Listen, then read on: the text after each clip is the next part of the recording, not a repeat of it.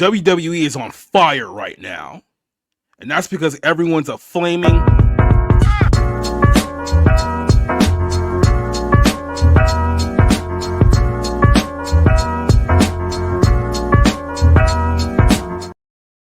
Welcome back to the 511 show. And, it's very, very odd because I know Trump just got sworn in. He's president again, and a lot of people are happy and upbeat. But it is important to note here that cancel culture isn't exactly defeated yet. I know a lot of people feel like that's the case, but that's not really the case. And a shining example of this is actually the industry of professional wrestling, where it seems like cancel culture is still running rampant because if you don't have the quote unquote right opinions, or if you have something in your past that a certain group of people thinks is unsavory, they will literally try to kick you out of the industry. And we're seeing this here with a WWE NXT superstar you guys see on the picture here called Jada Parker.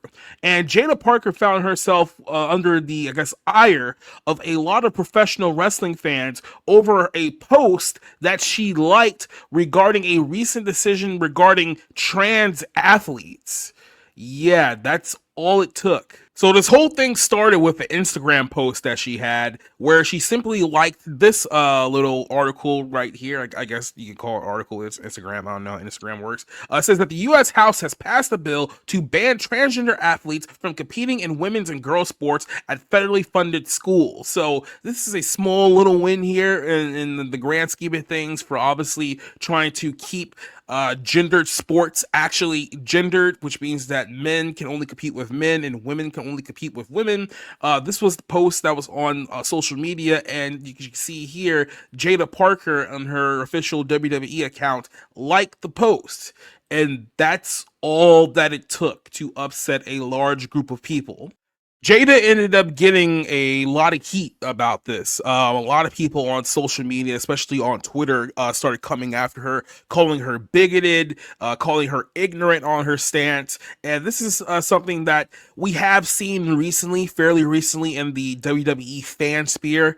If you guys recall, a few months ago, Logan Paul, who, if you guys don't know, Logan Paul is actually a WWE wrestler now. He was recently a WWE champion. He wrestled for them not too long ago. But he came out after the whole controversy with that trans boxer in the Olympics, or intersex boxer in the Olympics, however you guys want to say it. But basically opposing, especially in a violent combat sport like boxing, having biological men going up against biological women in any way, shape, or form. And he got a ton of heat for that. And be fair, he only really slightly backed off because they were still trying to debate whether the person was actually woman, female, or male, or intersex. It was a confusing time, but his stands pretty firm on the sentiment that men and women should not be fighting in legitimate combat sports like MMA and boxing. A lot of people gave him heat for that as well, and then they did the exact same thing here with Jada Parker. There was a lot of people going as far to allege, because she shared this opinion, I mean, she didn't even share an opinion, she liked the post on social media, and this is all it took to get people riled up and angry. This got so bad, it led to a point where people started to allude that she was involved with a married wrestler on the roster for the sole purpose of that they were angry at the post that she liked and wanted to destroy her reputation. That's how far some of these people actually took this. So she came out with a post that somewhat watered down the fire of everyone's anger, and I'd say it wasn't that effective, but I guess for some people who were basically coming out with pitchforks and flames, it may have settled things down a little bit. Here's what she said. She says, "Don't get nothing twisted. I support the LGBT community, but I'm a woman who's also played Division I sports, and if y'all can't understand that, I don't know what else to tell you." So some people understood that, hey, look, you can support the LGBTQ and not support trans people in sports.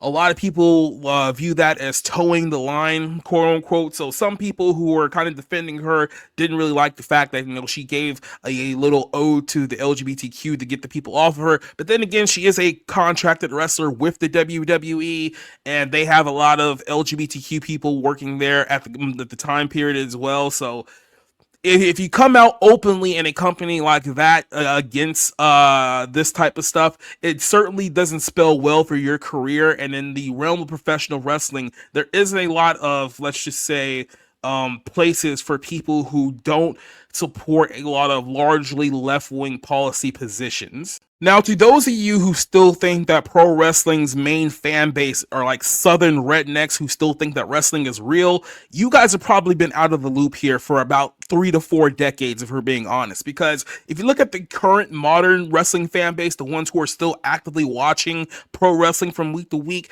the fan base has shifted significantly. And I think that a big part of that over the last 10 years has been the industry's focus on major liberal metropolitan cities such as New York City, Philadelphia, and Chicago, which has brought in a lot of far left ideologues into the fan base. And as a result of this, you have a very significant pro cancel culture fan base that has really come into this. I don't want to recall it a sport. I mean, we're all talking about pro wrestling here, but this industry, let's just call it that here.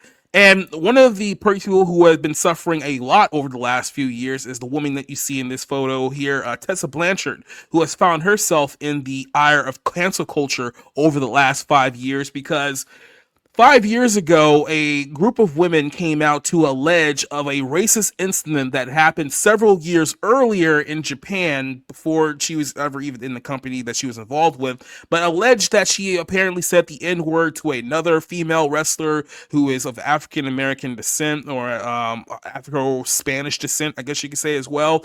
And based on that allegation that had no evidence to it outside of she said, quite literally, the entire industry and the entire fan base has basically labeled her a racist for several years. Now, she just recently made a comeback on a wrestling promotion called TNA in the last couple of weeks. And as a result of that, she's been getting a lot of heat from online fans who are still calling her a racist. There were a handful of fans at the show that just happened last Sunday that called her a racist as well. So she's been dealing with this cancel culture, we hate you based on things that the internet said for a very, very long time now. And we've seen this happen with tons of people in the pro wrestling industry very recently.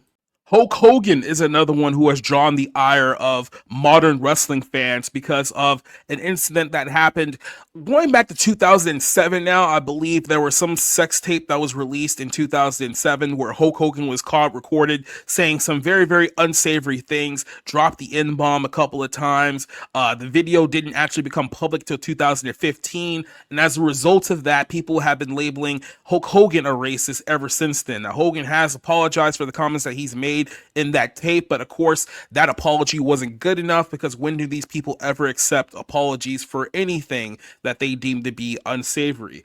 And this is kind of a microcosm of a much bigger issue in the pro wrestling community. I know a lot of people are kind of listening to this thing, so it's like, wow, is pro wrestling really that bad? It's like, yeah, it actually really is. Believe it or not, just a few years ago, pro wrestling even had its own Me Too movement.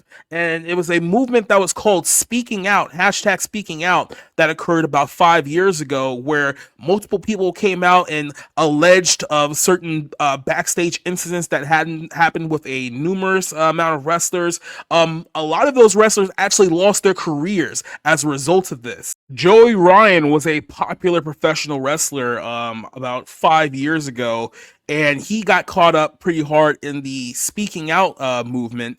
And as a result, he pretty much lost his entire wrestling career. Like, the industry turned on him, the fan base turned on him, his own friends in the industry, who, keep in mind, were very left-wing and liberal at that time period, also turned on him as well.